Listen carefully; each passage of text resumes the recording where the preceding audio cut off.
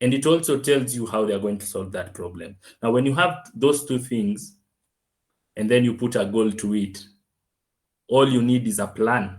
And really, that's what it is. So the first one is the initiation, and then we have the definition, and we have the design and the dev and the implementation. And then lastly, we close it out. But what we want to do right now is dive into these phases. I know we have 1 hour, so I'm going to actually try to be in time. So, like I said, initiation phase. Now, what really needs to come about in this particular phase, like what you need to have at the top of your mind when you're working on this particular phase, is needs gathering. So ideally, what you'd have here is, if you're going to make a software, I've seen that the community has guys for GIS. So before you actually implement the skill that you have, whether you're a developer, GIS, or you're a business analyst, you need to identify the problems. And there's a group that actually does this. And that's why I'm saying project management is it's more than one person giving out instruction. It is a group. So you will have your research team. These people will go on ground and they will actually observe, because observation is a tool. Once they gather, they use observation, they use reading through materials, questionnaires. All they're doing is they're assessing the needs. So what do we want? We want to undertake a project. Okay, what is the main problem that the project will actually solve? So we get to list down every problem and we come up with a list. Once we come up with a list, there's this particular phase that builds off the first phase, and it's the second step. This phase is the definition phase. Now, you do realize, if you were to tell people, let me just bring about probably a context that we can understand. If a teacher asked students in a class to say the problem, a problem that they might have, now you will have a situation where people repeat the same problem. And what you want to do is narrow down and categorize, because if you have 70 people, 30 people are repeating the same thing, 10 are saying the same thing. That actually means that if you can solve one problem, most chances are high that you're going to solve the entire problem. And that's what this stage does. So this stage categorizes all the listed problems into the major problems that are closer to the root problems. Also, a key thing in this step is that we try to identify the root problem, because when you solve the root problem, you basically solve everything. Now we've identified all the problems, we've listed them out, we have categorized them. The next step is basically the design phase. So what goes in the design phase? Now, if you've ever heard of a term called HCD, human-centered design, SBC, social behavioral change, these are tools that are now becoming they're becoming the next thing. Just like AI is booming in the project management world, human design center is a big word, SBC is a big word. So what these tools actually help do when you identify the problems, using the theory of personas, the concept of personas, and a persona is just like your John Doe, you know. This is somebody who's non-existent but is existent at the same time, and this is what I mean. If you're thinking you're going to design a software and you still haven't started developing the software, you have to put your mind in the space that you think about the end user of the software. So in this particular case, that user needs to have feelings. That user needs to have the way they interact with other people or the environment or technology. Quote unquote, you're giving them characteristics that are found in normal human beings. But in this case, they're just the end user. So when you use personas, create personas, and you remember, you already categorized your problems. So once you create your persona, you actually now start assigning them to the problem. Now, if for example you had problem number one, it takes a long time to fetch water. That's the problem number one. Problem number two, it is risky to fetch water at this particular time. So let me just use those two problems. So what we do, we create a persona. Persona A is a strong, young, athletic person, probably in their 30s, probably male, and we assign them to the first problem. Fetching water, you have to walk for a long distance. Now, that person is young, is energetic, yeah, it's a problem, but it's really a problem that they can handle. So problem number two, it's risky to go and fetch water at 4 or 5. Again, this is a young energetic man, probably in their 30s. That's not really a problem for them. I don't think men would have that. And this, not to be gender insensitive, I'm just describing persona A. Now you come to persona B. Persona B is same age, a lady in their 30s, and yeah, definitely we don't, the physical build is different from the male in their 30s. So you look at the first problem. What's the first problem? The first problem is the distance to which I can go and fetch water is far. And now that starts to become a concern. Yeah, we don't expect you to have that grit. And then now you look at the second problem. The second problem is it becomes risky when I want to go and fetch water at 4 to 5, because now the darkness, the daylight is starting to fade away. Now night is starting to come. Now you realize where actually the personas are giving you different perspectives on the different problems. And then you probably would have another third persona who's a young child, just gotten into their teenage years, so that's 13. And problem number one is they have to fetch water for a long distance. Now that's a concern, because indeed this person is supposed to be in school. Second problem is it's risky for them to go and fetch water at around 4 to 6. That's another concern. It's a safety concern. So this session, the HCD session and the social behavioral change session, would actually be somewhat like the examples I've just given. And it's a fun session. It's a fun session that brings out different perspectives of everyone in the room, which you tend to find that people have golden ideas. So that's the design phase. Development phase. So this is just as direct as it can be. So once you've actually designed the problem, you basically have attached the different personas to the grouped problems. And now what you have is you're having an all-round view of the problems, of how the problems affect different types of users. And the next step here is where the techies in the room would actually come in. And the next step is writing code. And how do you write the code? You write the code off of the solutions that had just been mapped out. And once this project is done, the outcome is a prototype, an MVP. And once the MVP is there, like all the developers know, so making the software is one bit, but the most impactful process of the software is basically being used.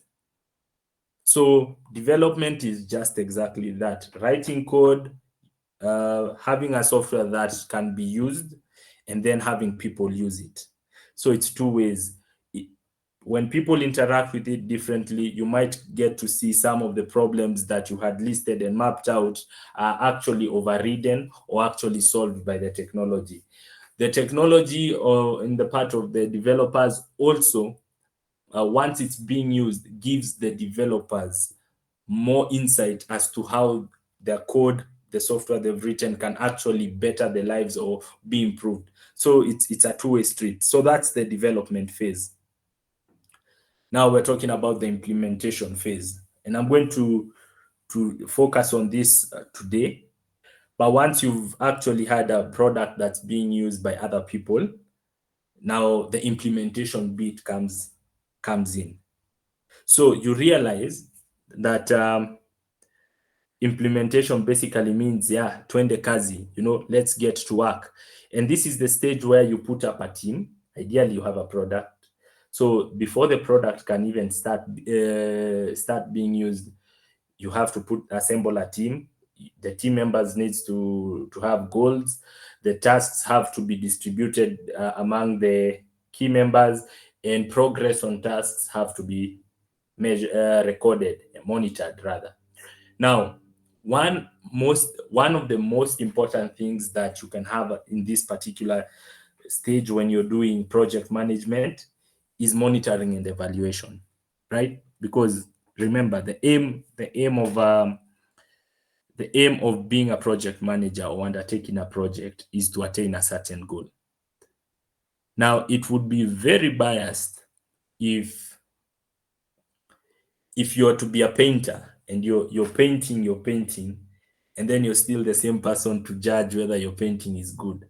I doubt we'd all say our painting is bad, because we'd have all the justifications to state that why we think it's good. It's the same thing with managing projects. So in this particular case, as you start, M&D needs to be involved for them to be the true north and establish, before this project began, this was the situation. If we were targeting to impact X number of people, only 5 had been impacted when the project was starting. And now they also come in at the end to give insight on whether more people were impacted. So that's why M&D is important. And then you have the closing phase. Now, the closing phase is after work has actually been done. That's when the project is over. And again, M&E is key. M&E is golden. If there's anything I can repeat, you need M&E to really give you the ground truth data on whether your project was impactful. Yes, and this is what I'd like to call an icebreaker. So we have this illustration that I came across, and I found it very funny and very real at the same time. So when we all talk about great ideas, great projects, they're hard to come up with, and you definitely know when you nail them. And as you can see from the image, I don't think anyone would want to be the guy who's been blindfolded, an apple put on their head. This is trust. This is everything about project management. You will need to trust people. You will need to come up with crazy ideas. And above everything else, you will need the person who's going to target the apple to be as skilled as possible. Yeah, and again, you'll also need the person who's basically the apple stand to be as composed as they can be. And this image does a lot, or tells a lot in terms of project management. So our main chunk is the 5th step, and that's the implementation phase. So what I'm going to do is I'm just going to do a deep dive, and I'm going to see, just checking. I'm still on time. Yeah. So implementation phase. This is where we are going to focus on. So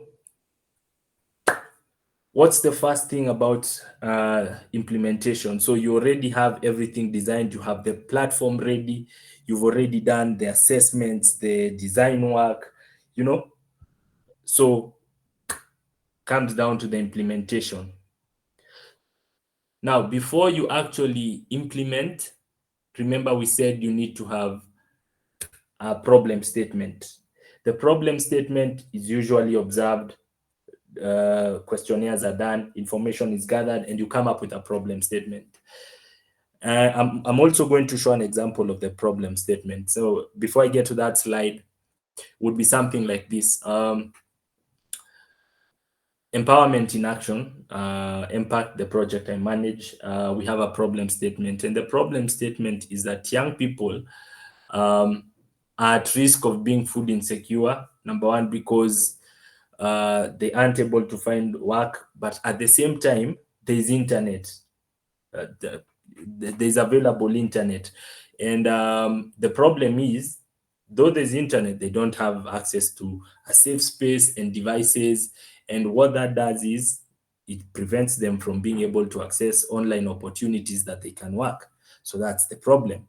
What's a solution? A solution is we decide as an organization that we're going to move in, provide a safe space, computers, internet, and trainers to actually give them the necessary skills they need to tap into online opportunities. So just by saying that, I've stated the problem. I've also said the solution. Now, once you do those two things, listing is a superpower. Being able to break down everything in a chronological order, step by step, is a superpower. Now, as you do that, you just don't list the problems. Yeah.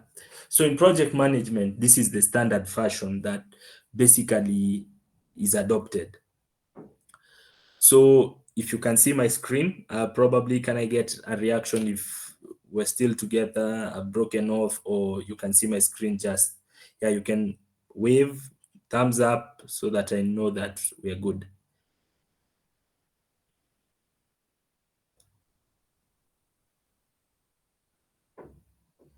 Okay. I'll take silence as yeah, silence as yes. If in the case that you're not able to hear me, just feel free to unmute, ask me to go back. I'll gladly do that. So in this current Excel, you're listing down things that you can do. So in the first column, you have the task. And the task is anything that can be done. Opening a door, closing the tap, switching off the lights. These are tasks, by the way. So you have your task, you have your lead who's going to do that, and you have a start and end date, and you have progress, and you have notes. So other people opt to use fancy applications, ClickUp, Jira, what are the software there? But yeah, these are the project management tools, which are good. If you don't have access to that, you can actually just get this done via Excel. So ideally, the plan is two things when you're listing down. So you're going to have a detailed work plan, just like you can see in this example. The detailed work plan needs to not miss a step. So if it's 1, 2, 3, and this is never high level, it's always for the direct people involved. Once you come up with your detailed work plan, the next thing you basically need to do is to bundle them up. Case in point, in this example that you're seeing, there's a just below task, you can see preparation and setup. So what comes under this is everything. So what we did before we actually categorized them, we listed down everything. Now, the next step after a detailed work plan is the categorization of the main tasks. And these main tasks are what goes upper level to the line managers, and also the line managers might also need to generalize some things until it gets to the top of the pyramid, where all they need to know is we are collaborating with XYZ, period. They do not want to know the details. They just want to know we are collaborating with XYZ. But as you go down the pyramid, now the collaborating with XYZ starts to be broken down, to decompose. Yeah. up to the point that now the one who's actually going to be on field has a detailed plan. That's what this is. So just like we said, there's a detailed work plan. You need to have a budget. Ideally, there's no project you're ever going to undertake in your life without a budget. The budget is good, the budget is your friend, the budget is your lifesaver, because it gives you guardrails and a practical a practical bell to reality. When you try to think that you can do everything in the world, it quickly reminds you that you have a budget and you're out of budget, and your budget is not able to do what you want to do. So you need to have broken down your budget, you need to have planned your budget, you need to allocate amounts from the total budget, allocate amounts. Now, project costings.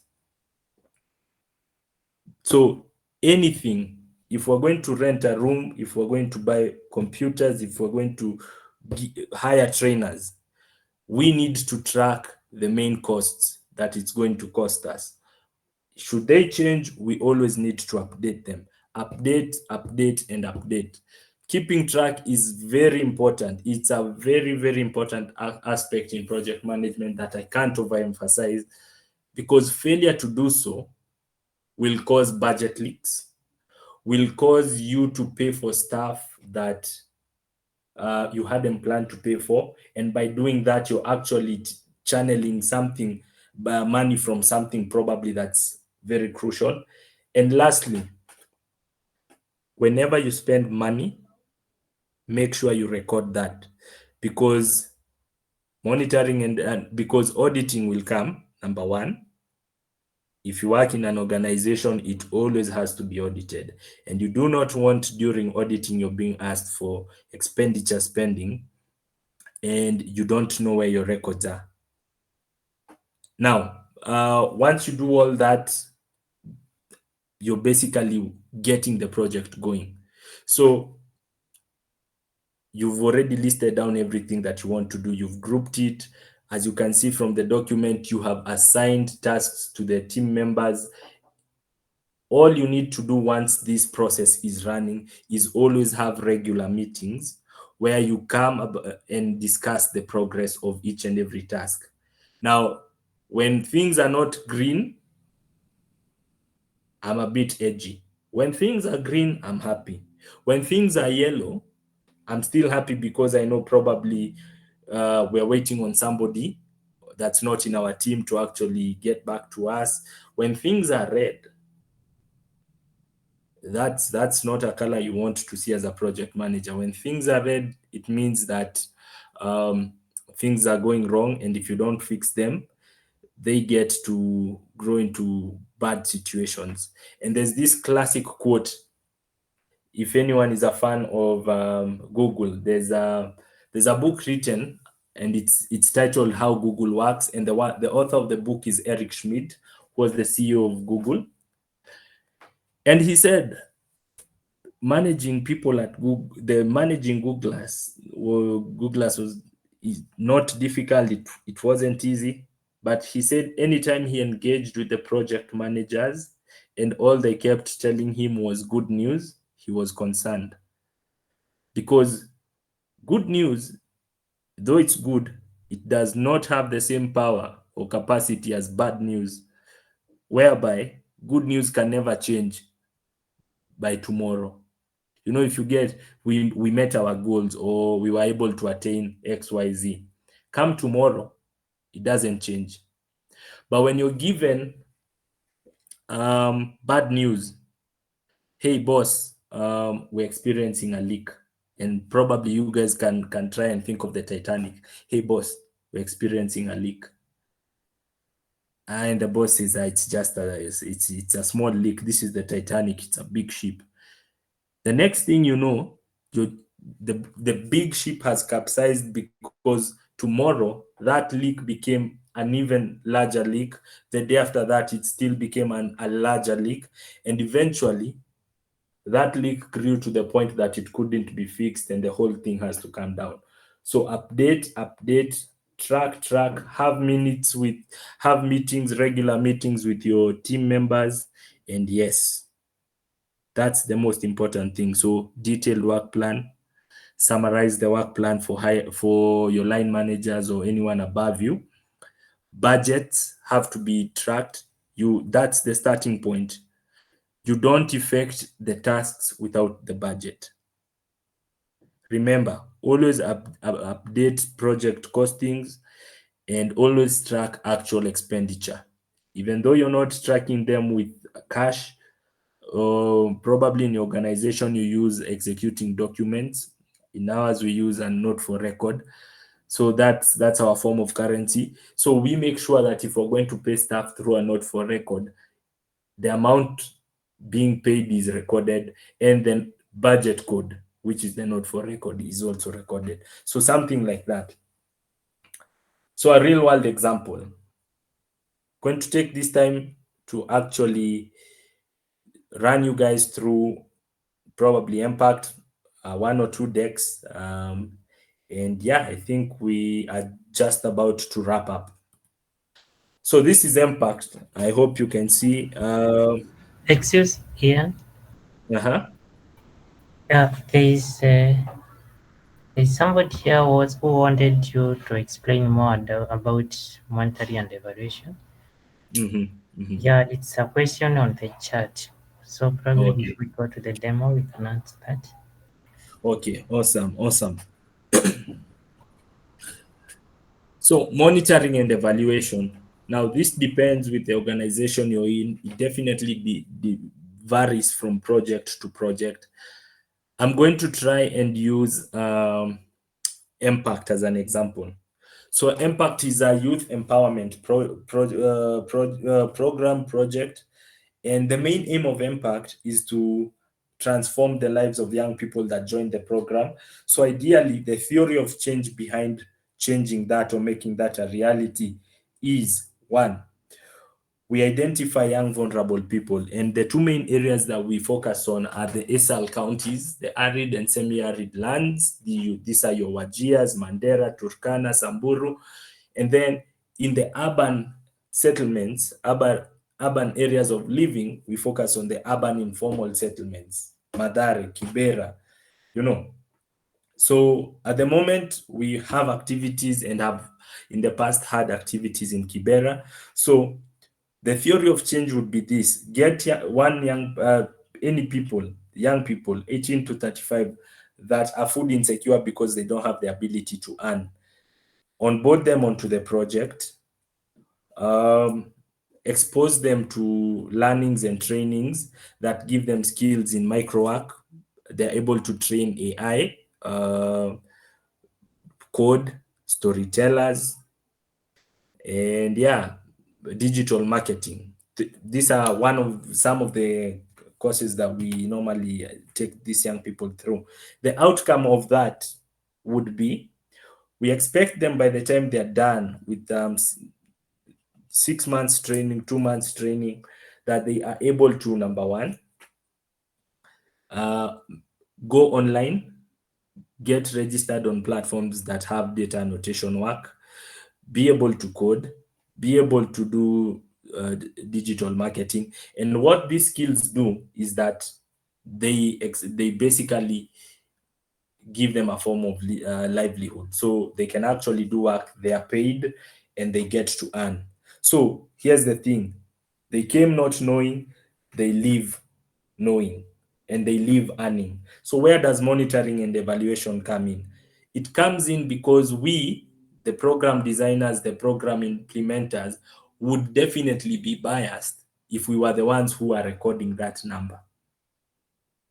You know, mainly because we know that these numbers, if we have high numbers, then it means that if we're going to have KPI, our KPIs are going to be reviewed, then it means it's an advantage for us. But then to avoid that biasness, we liaise with the monitoring and evaluation team. They come up with their survey, and now this is the plan. This is how it works. So based on the project, the monitoring and evaluation team in the organization that's independent of each and every unit in the organization comes in, sits down with the monitoring with the project manager, and they come up with a monitoring and evaluation plan. And this plan is always it always has its roots coming from the goal, the problem statement, and the solution. So it means what problems were identified. Youth are not earning, thus they're hungry. And what's the goal? The goal is to get those hungry youth earning and able to provide for themselves and their families. Okay, so the monitoring and evaluation people say, okay, we understand you, so this is what we're going to do. One statistical measure we're going to use to establish whether that's going to be the case by the end of the project is number one. So how many young jobless people did you get? We got 80. So you got 80 young jobless people. So what's the target? How many people do you want to earn by the time they're leaving? We say, okay, we need to do 90. We need to do a 90% successful succession rate. So, okay, so from 90, from 80, 90 would be like 65. So this is determined before the project starts, so that by the end of the project, if we were able to ensure 70 young people are able to earn and get jobs, then by the end of the project, once monitoring and evaluation come and review and do their review in terms of seeing who got jobs, and they come and find that 77 people got jobs, we will, in our case, have run a successful project because MNE is the one that's going to write the report. And I hope I've answered the person who had the question. I can't see the chat. I can't see anything, just my presentation screen.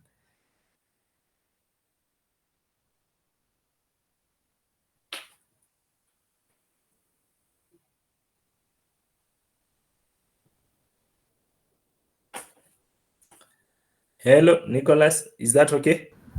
Yeah, I see he's okay. Mm-hmm. He's okay. No, Awesome. understood. Okay, so let me just wrap it up in probably 2 to 3 minutes, and then we can have enough time for Q&As as well. And I invite you guys to ask as many questions as possible. I'm definitely loving this, and yes.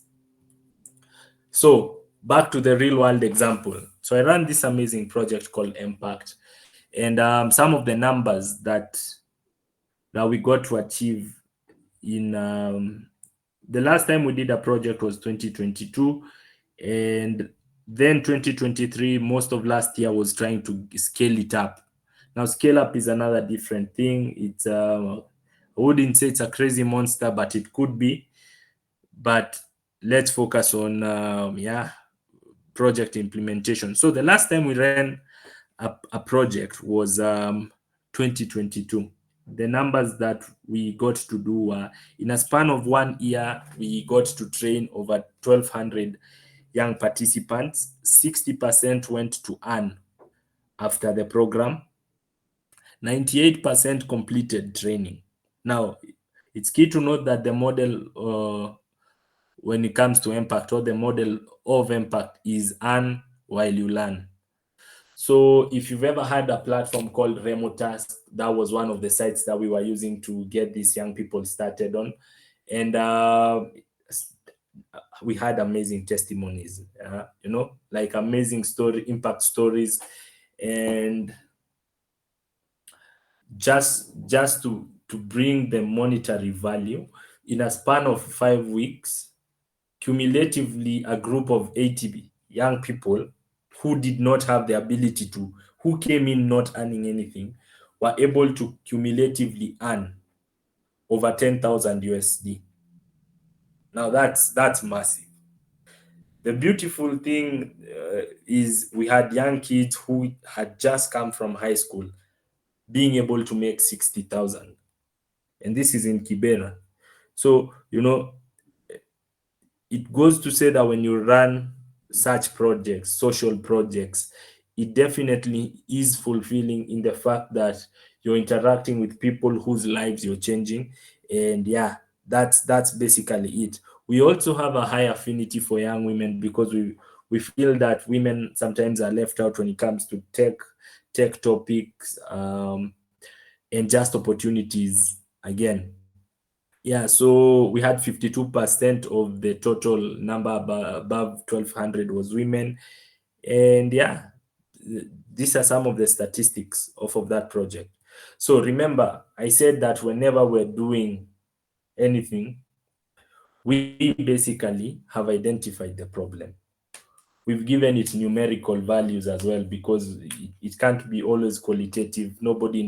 Any person who's done statistics knows the numbers have to do the talking, not the passion. So this is the problem statement for impact. This is what we generally use with our donors where we're presenting, and we have a solution. And then the subsequent decks that come about that aren't here, but these are the main two pillars that inform everything from the work to the task to the deadlines to M&D, whether we were successful or not.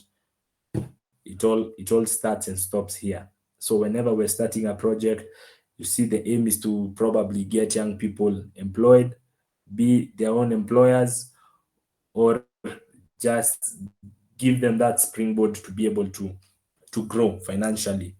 So if by the end of the project we are able to achieve that, then we were able to achieve our solution. And yeah, M&E comes with a report, and that same report goes back to the people that it needs to get to so that you can unlock more funding. Now, this being a community of geospatial,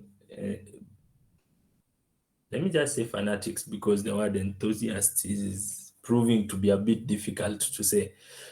So in Impact, we had this one particular project. And this particular project is a disaster prediction and assessment project.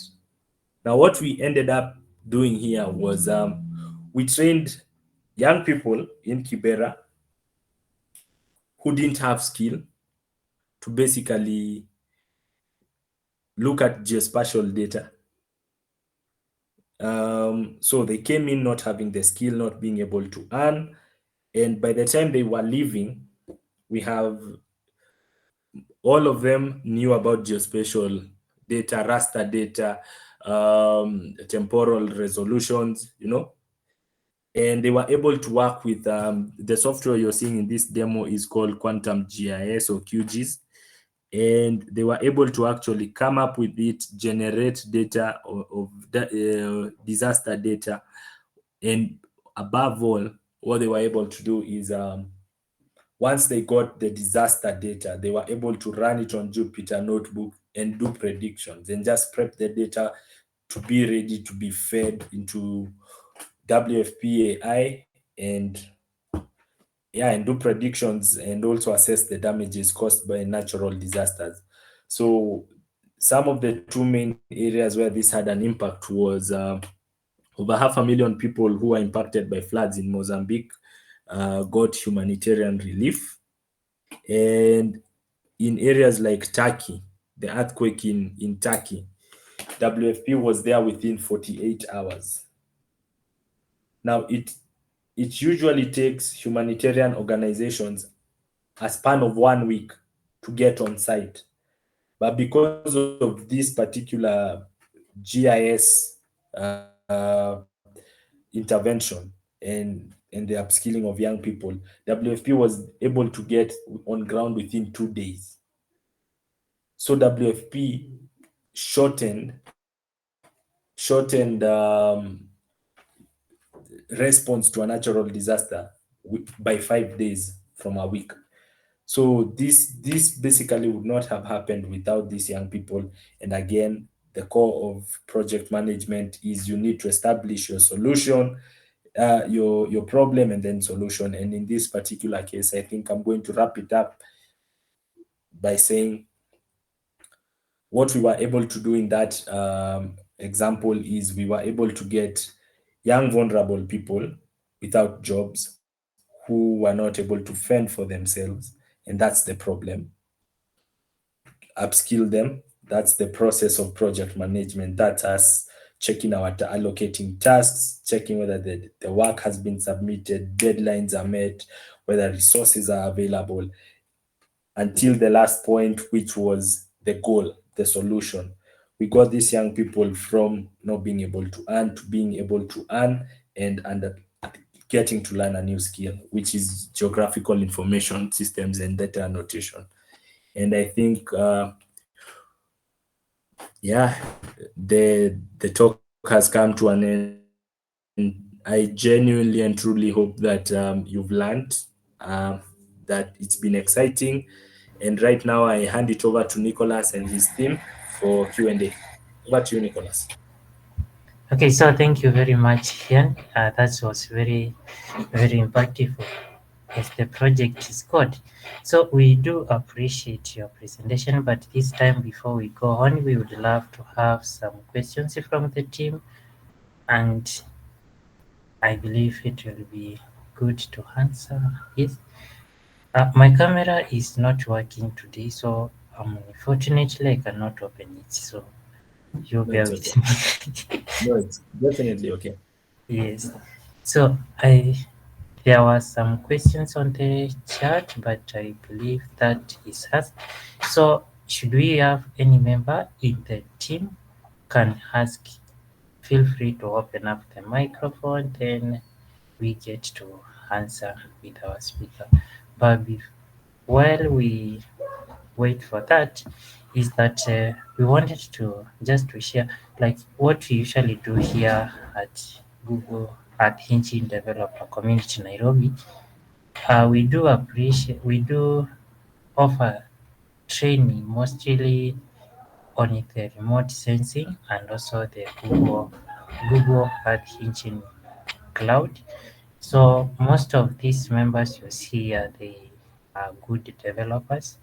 They have skills in remote sensing and also the coding part whereby it is now using the Google Earth Engine.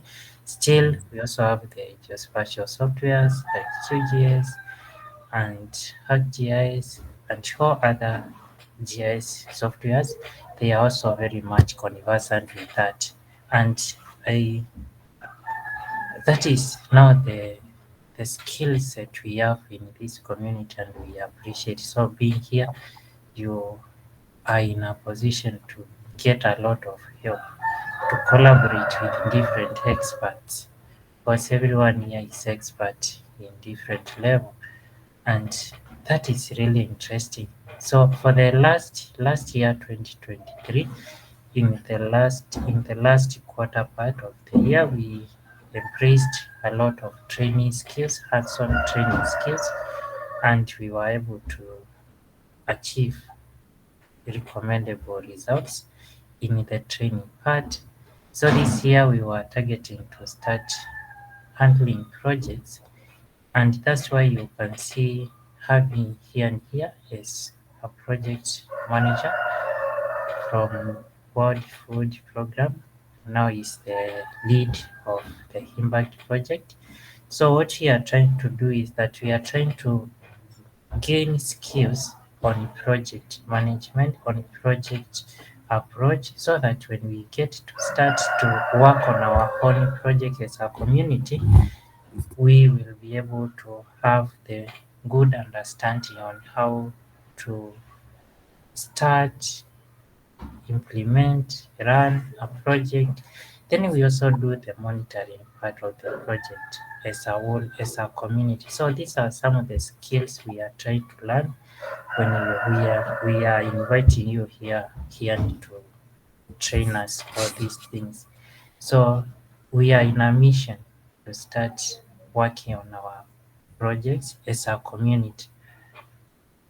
So at one point, probably before the year ends, and we are trying to set up the base to align our tables so that we can have one kick-off project to utilize all this knowledge we have learned from you, from the previous sessions we have had in the past, so that this will be help us also, even for us as a community. We can have a project, an open source project, whereby we can say, like, as a community we have contributed in this, which now that is our mission. So that's why we are putting more emphasis on learning things which are related to project management and that along that line. So thank you so much, Ian, for your sharing with us. And since we are, I've said we are in that line of preparing, organizing us to get to one to set up our own project. Now, in the event that we'll invite you to guide us somewhere at one point, I Mhm. believe it will be you will be there for us so that you can see us get started like small babies.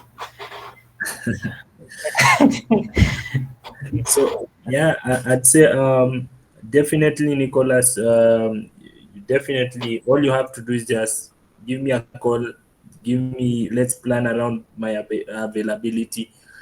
Sometimes I might not be available. Sometimes I might. So it's just a matter of availability and also the scope of your ask. If it's too big again, it will depend on multiple factors, but definitely anytime you want a word of advice, you want to inquire on how to go about something, look, always open, always open, always ready. I think information is something that you don't deprive people of.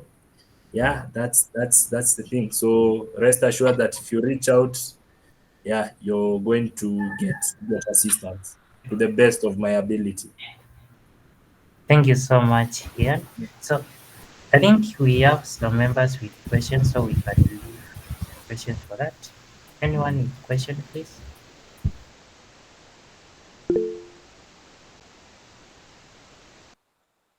Joseph, over to you. Okay, thank you, Ian, for the nice session, and it was so insightful. Thank you so much. I have two questions.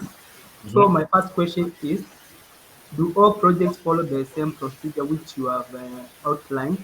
mhm, And if they follow, maybe you can maybe enlighten us on on which procedure maybe which takes a lot of time maybe, so that we can know at which procedure do we require a lot of time, so that maybe you can concentrate a lot of resources in that area.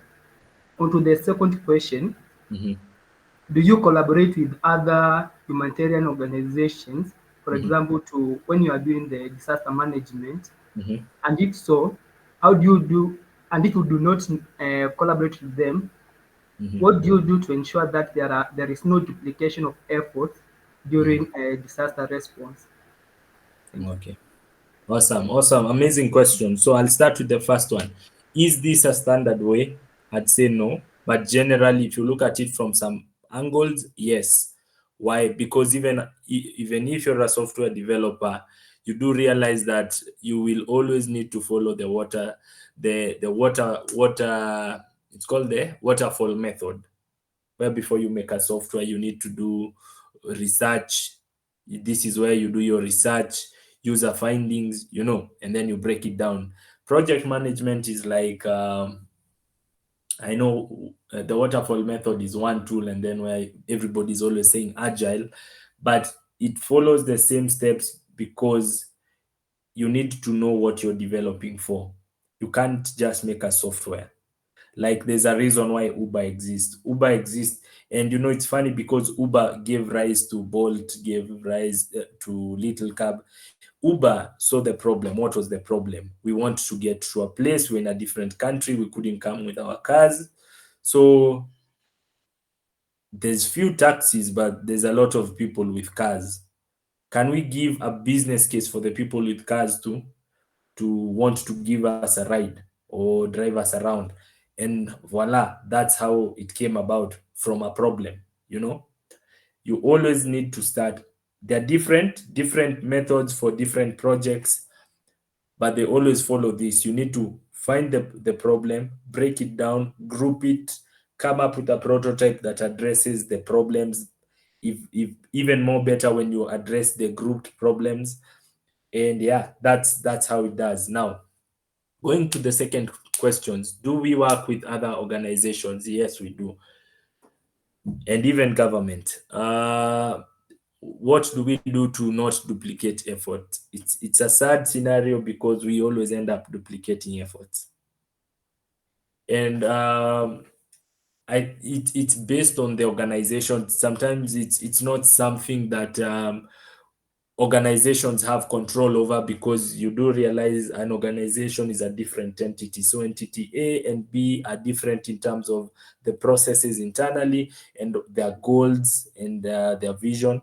So sometimes what we do is we see, if you're talking about it from a tech point of view, you see whether you can get APIs to connect to that entity and vice versa, but realize that it will always come up with cringe moments, because the moment you do that, you sort of like are gaining access to their data, and it also has risks when you look at it like that. I hope that answers your question. Yeah, sure. Thank you. Awesome.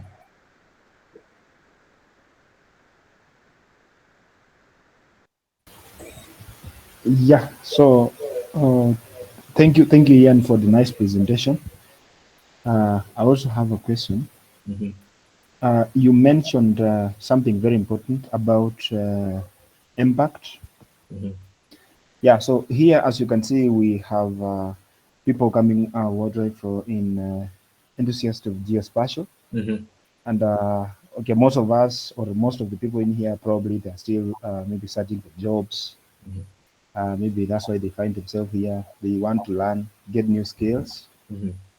So my question is that maybe should you have any opportunities there at Impact? Can like any like people like the community we are running, can I have that opportunity also to participate in some of these projects? Mhm. Yeah. So if it is possible, then how?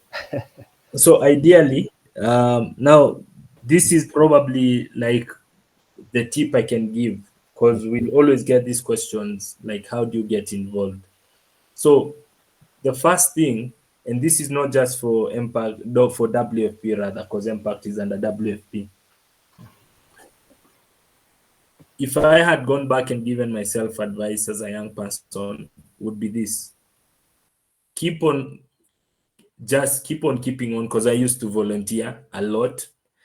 And I know sometimes volunteering looks like punishment, like dredge work, But what it does, it basically keeps you busy, number one. So you're not idle. Because let's assume you're in a position that you don't have opportunities, and you're not volunteering. So there's basically two things that are happening. Time is just going by. You're not seeing anyone. You're not getting an idea of any connection, versus when you don't have work and you refuse to sit down and you say, I'm going to intentionally look for a place I can volunteer. Now, what you get to do is, number one, you get to interact with people. They sharpen your skill. Once they sharpen your skill, you network with people. They give you insights as to how you can move forward or get to the next step. And eventually you find yourself there. And that's the power of volunteering, versus not volunteering. So volunteering actually catalyzes that process to the point of you can now sooner and quickly get to the next level, as opposed to the person who's not volunteering. So I'll also give this tip, Michael. If you guys as a community can focus on one problem and try and solve that problem. And what I mean by one problem is probably such. Right now, there's a food systems is a big thing. How do you plug into food systems using GIS? I can tell you for a fact, if you're able to map water tables in Kenya collectively using remote sensing, if you're able to use remote sensing without people going on ground to test soil, to look at soil health. You do those two things, you guys are golden. You know, it's just a matter of getting the right people's problems and then working towards solving them, because when you solve them, they become a springboard, they become a door to many other opportunities. So if you can work around establishing a map that has information on water tables in various areas of Kenya, that's a nice starting point. And I hope that helps. Yeah. Thank you so much. Actually, it's well answered. And I should say that, okay, I didn't introduce myself first of all. I'm Michael, and I'm also part of this community as the organizers. And I really thank you for that, because it means that since it's a community and most of the people who are here have volunteered, and therefore it means they are in the right track. Yeah, thank you so much, Ian. Yeah. Amazing stuff. Awesome. Ian, over to you. I see Ian has raised his hand. Probably Ian, please. Hi. I had a question. So, how should a project manager view risk? Should they be adverse to it, or Ian, you can should they unmute yourself. Hello? Because you can No, I can hear you. I can hear you. I can hear you. Okay, so my question is, Mhm. how should a project manager view the risk? Should they be adverse to it? Should they welcome it? Or should they be cautious? No, definitely. And first of all, amazing question. I commend you on asking that. It would have been a disservice if that question wasn't asked. I'd actually planned to tackle risk when I was talking about the budget, the costing, the expenditure. It sort of like slipped my mind. Yeah. So, risk. Before you actually undertake a project, you basically need to have a risk matrix. And what, not to use complex terms, but what it means is you need to have a first column that lists down all the possible risks. So you have your risk one, risk two, risk three, and then you need to have a second column. And this second column needs to list down the likelihood of that risk happening in three categories: low, medium, and high. And lastly, you need to have a third column stating the impact of that particular risk. So column one, you have your listed. Column two, you have the likelihood of the risk occurring. And column three, you have the impact. Should this risk happen, oh my God, are we able to avoid? First of all, if you can avoid, avoid. If you cannot avoid, look to see whether you can transfer the risk, because we also do that, by the way. If you cannot transfer the risk, look whether you can. You have to check if you can absorb the risk. So if you find yourself not being able to do all those three, you then ask yourself, can we live with the risk should it happen? And where that comes about is you need a fourth column, and the fourth column is going to be the notes based on the intensity and impact of risk and based on the risk. So risk one, you leave a note. Risk two, you leave a note. I hope that answers your question. Yes, Awesome. and what if the risk is positive? Yeah, if it's positive, you ask yourself two questions. What's the impact of the risk? That's the first question. If it's high or low, you either have the option of avoiding it completely, like pulling out, not even experiencing it. If it's low, then you ask yourself, can we live with the risk? Because also, again, you see, you can't not proceed with a project probably, or you've already begun the project. So it's actually difficult not going on with the project as opposed to absorbing and living with the risk. So literally you have to weigh. And the most important thing that that will inform this is, number one, is your organization, like what's the priority they give on image as opposed to budget code or the budget amount. Like for us, I know the image is everything because WFP is donor funded.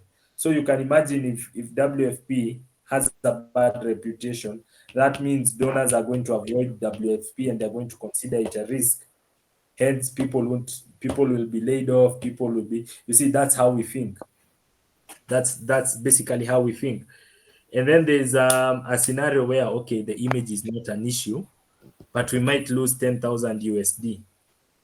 We can live with that. Okay, let's continue. You understand? So it will always be informed by things like the organizational image. It's going to be informed by things like the budget. And yeah, you get to see whether you're going to live with it or do away with it. I hope that's clearer now. Yes. Awesome stuff. Okay, so thank you, Ian. Now, I also have another question regarding now most of the impact projects are funded, and as project managers, we need to align our strategies to the project, to the stakeholders' mission, and also structure, so that we won't disappoint them. And there are issues with the project management. While it's very interesting, also exciting to work in, but imagine now a situation whereby a project is not going to the direction we were expecting during the initial stage. And this project was funded, you see, and we are not expecting to have secondary funding of that project. Now, how should we mitigate? How should we handle this kind of project so that we align and also we fulfill we utilize the funds which are available and be able to achieve the same project and still remain within the objectives and the desires of our stakeholders, of our funders. Yeah.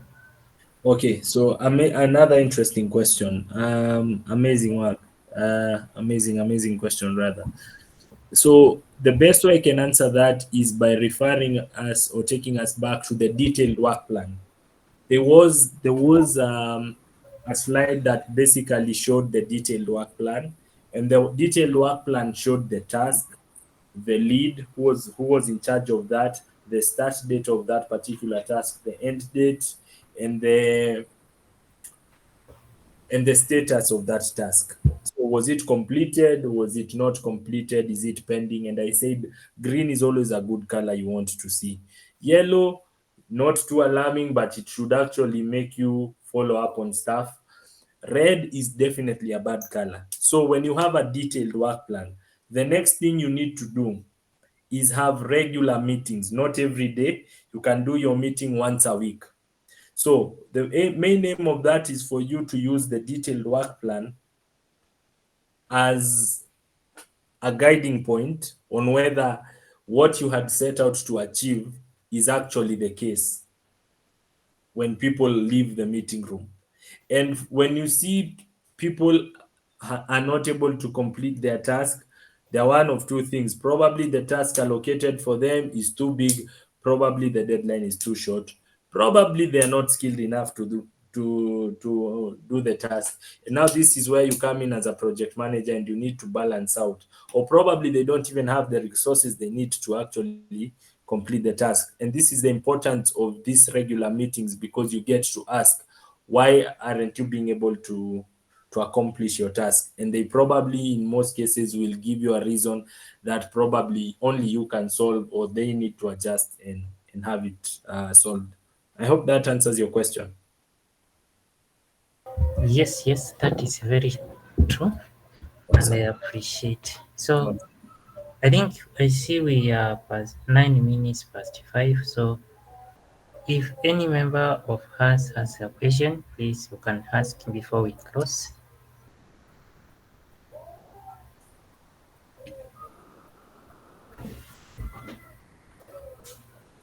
Okay, and I think Christopher has shared with us the links to our group.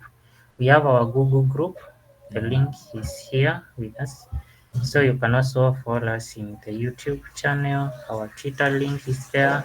And also we have our LinkedIn community page, which you can also subscribe so that you can be getting frequent of these posts. So here is where we post our events, we post our communications, and I do believe that these are good channels for us all.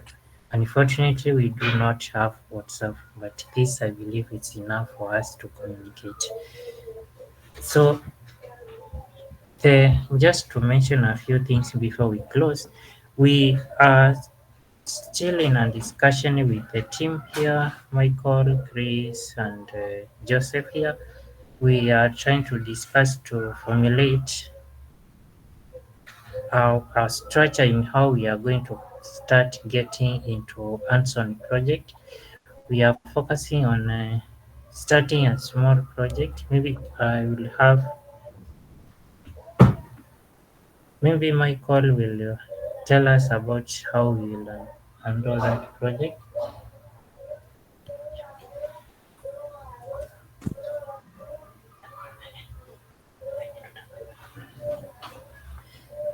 Uh, so I'm trying to check. So what I will say is that we are trying to align ourselves so that we can get to start one small project like we did last year. We did we started one water quality assessment, but it didn't go that much successful. Now I think this time we are well aligned, we are structured well. So that is now what we are trying to have, and it is so good that Ian has given us two possible project ideas which we can think about. So we are going to think about that. Then we see, or we can structure how best it can be implemented. Then with your assistance here, maybe you can see the scope of that if it can be implemented. And we'll see. So we'll see. We have not yet finalized, but Michael, I think he can, when he can share something about how we are trying to think about it. Michael, please. Yeah. Thank you so much, Nick. Yes. So this year, okay, last year we focused majorly on trainings, where we were training on some Google Ad Engine basics. So this year we are going to take a new approach, whereby we're going to be identifying some projects, and then we try. First of all, we identify a problem or a challenge in the society which can be solved by using Google Ad Engine and geospatial or other observation data. Then we'll be able to handle the project all the way to the end, so that we see at least we start now realizing some of the applications of the Google Ad Engine and the other geospatial technologies. Yeah, so just like Nick said, it's like we already have one project and or two projects, the one that Ian has just mentioned, because I was trying to search about it and realize it is very key. So apart from those two, we have others that we're also planning to undertake. One that we are just finishing for water quality. So the next one, we will be able to communicate to the group members or the community members, and then we'll see how we can be able at least to involve each and every member of the community. So we hope that we'll be able to work together and at the end of the day realize some of the like some good things, especially when it comes to handling projects. Yeah, thank you. Awesome stuff. Awesome stuff. Okay, so thank you very much, Michael. So our group is a open source community, so you can feel free to participate in the project, or you can tag a friend who you are best wishing for to learn also these things, and it will be a great opportunity. Just as Ian said, volunteering is good, so we can volunteer, we can have a solution for the Kenya, not for us, but for as an open source community, we can have a solution for Kenya and try to do something good, which I believe giving back to the society really helps and pays back in a way which we cannot be able to understand. And that will be really great. So when we are done, we can get you notified through the email, our email, and also the Google group, and I believe that will be good. But we'll be in touch with here and here. We can guide us in a few things, and that will be really great.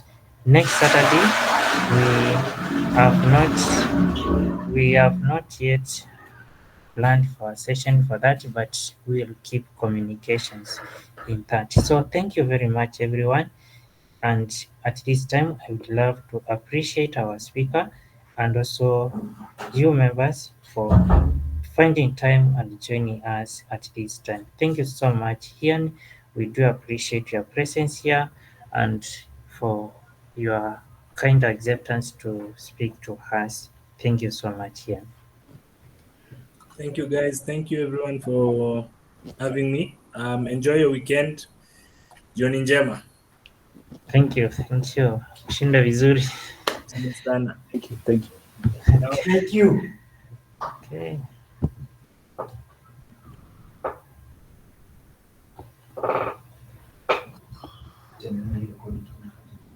So, everyone.